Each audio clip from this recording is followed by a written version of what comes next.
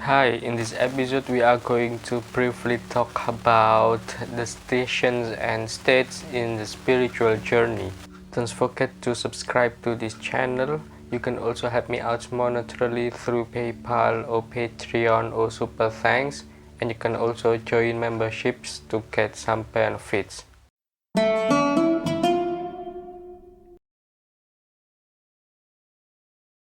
The Sufi tradition places a strong emphasis on the progressive nature of the spiritual journey, leading to a detailed and emphatic elaboration of the path. The Sufi journey is meticulously outlined in Sufi manuals, which describe the various stages and stations a seeker must traverse. The seeker moves sequentially from one station to the next. Each station serves as a stopping point where the wayfarer must address and work on a specific aspect of themselves before progressing further. Essentially, each station represents an ethical challenge or a psychological barrier that must be overcome.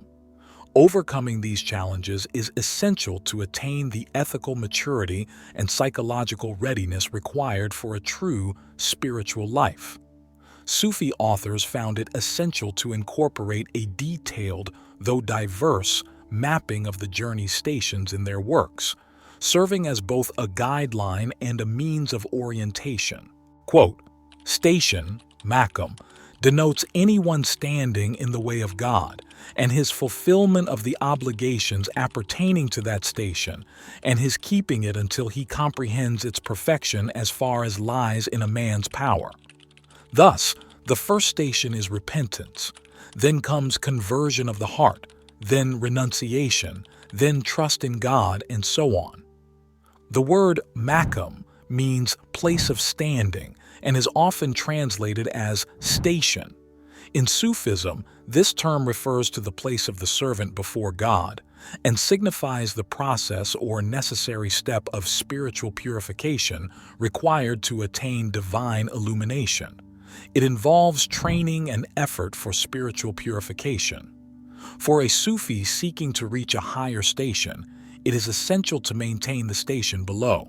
The stations in Sufism are traversed over time and indicates the progress achieved through practices and efforts. However, alongside this temporal spatial aspect of the spiritual journey, Sufis also recognize another type of psychological occurrence called hal or ahwal, meaning changing or fluctuating states. These states are described as flashes of lightning that vanish almost as soon as they descend on the heart. The fleeting nature of these inner experiences is directly proportional to their intensity, and it is this intensity, rather than the amount of effort, that measures their effect. States complement the stations as a polar aspect of the spiritual journey. Quote, "State hal is something that descends from God into the heart without the recipient of it having any control within his power to either repel it when it comes or attract it when it goes away.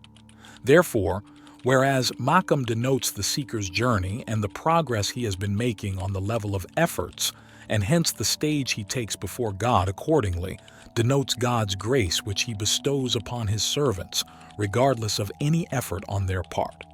Maqamat belong to the realm of practices, ahwal belong to the realm of boons.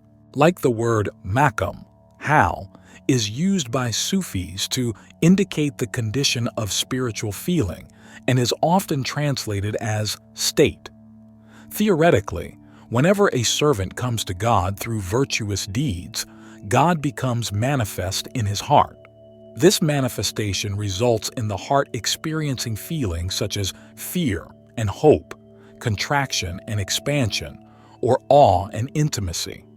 These spiritual conditions are referred to as states, ahwal. Many Sufis distinguish between Maqam and hal from a literal perspective. For them, hal is called a state, al-hal, because it is transient and fluctuating, whereas Maqam is called a station, al-Maqam, because it denotes permanence and stability. Thus, Maqam is considered permanent, while hal is always changing. Almost all Sufis agree that the difference between a state, hal, and a station, Makam, lies in their origins. A state is a gift from God, whereas a station is acquired through significant effort. In other words, the possessor of a station is active, having earned his place, while the possessor of a state is passive, simply receiving it.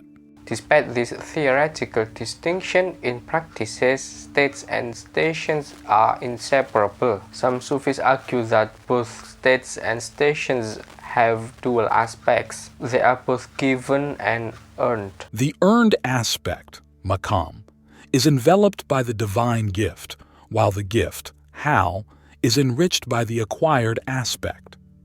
Al-Kalabadi elaborates on this notion by saying, every station has a beginning and an end, and between these two are the various states. The ahwal, likened to lightning, descends suddenly and unexpectedly upon the heart with intensity and force, obliterating any perception of time. Al-Kushairi writes, when the ahwal descend upon the heart, they cease to exist in time. There is little consensus among Sufis regarding the number of stations and states between God and his servants. The stations are variously said to be 7, 9, 10, 14, 100, and so on. This variance arises from the fact that each Sufi's experiences are unique and different from one another. The following is the well-known saying attributed to Al-Hallaj: the paths are as many as the souls of men and women on the surface of the earth. After all, this is a journey of the alone to the alone, and it varies from one wayfarer to another. Most Sufis agree that a servant is not allowed to ascend from one station to another without having completed the obligations of the preceding station. According to Al-Kushairi, stations include repentance, abstinence, asceticism, acceptance, trust in God, and consentment. Abu Hamid al-Ghazali provides the following order of maqam: repentance, patience, gratitude, fear, hope, trust in God, love, contentment, sincerity, self-examination, and vigilance. Meanwhile, Suhrawardi outlines the order of maqam as repentance, abstinence, asceticism, patience, poverty, gratitude, fear, trust in God, and contentment. As mentioned earlier, Hal is considered a divine gift bestowed upon the human heart. However, there is disagreement regarding the classification of ahwal. Al-Kushairi contends that sorrow, contentment, love, fear and hope, intimacy and awe, expansion and contraction are states. Al-Hujwiri identifies the states as the culmination of satisfaction, love, expansion and contraction, intimacy and awe, kindness and severity, encouragement and admonition, ecstasy and finding. Sufis like Al-Kushairi and Al-Hujwiri engage in a similar discussion regarding whether states are permanent or temporary. They mention that some Sufis argue for the permanence of states, contending that if they are not permanent, they are merely fleeting occurrences. Al-Muhasibi posits that love, longing, contraction, and expansion are states inherent in love. He argues that if these states are not permanent, then the individual cannot truly be considered a lover, as the term lover implies the enduring attribute of love. Conversely, others maintain that states are transient and never permanent. Al-Junaid supports the temporality of states by likening them to flashes of lightning, suggesting that any appearance of permanence is a mere illusion of the lower soul. Another Sufi compares states to their names ahwal, indicating their ephemeral nature as they fade almost as quickly as they arise in the heart. Al-Hujwiri expands on the correlation between state and waqt, moment. Waqt holds significance as a term in Sufism. According to a Sufi, waqt is the sensation or feeling one experiences in the present moment. Others assert that waqt is an occurrence situated between the past and the future. Quote, Waqt is that whereby a man becomes independent of the past and the future, as, for example, when an influence from God descends into his soul and makes his heart collected, he has no memory of the past and no thought of that which is not yet to come. Hence, a Sufi is also referred to as the son of the time. Time is precious, states Junaid al-Baghdadi. Once it has passed, it cannot be captured.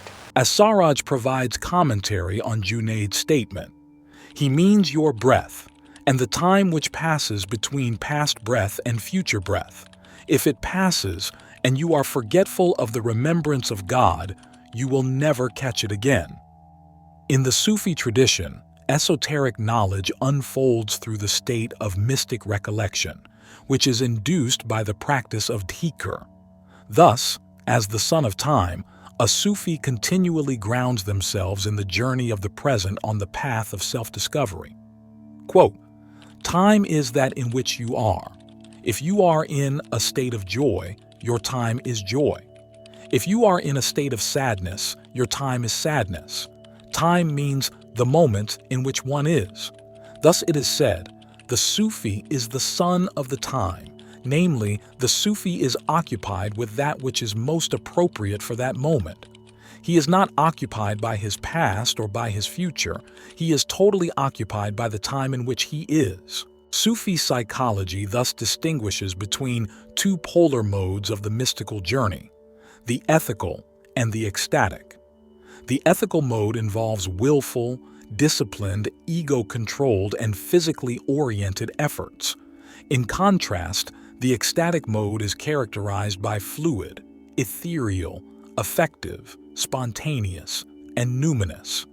Some later Sufis associated the former with horizontal time and the latter with psychic time.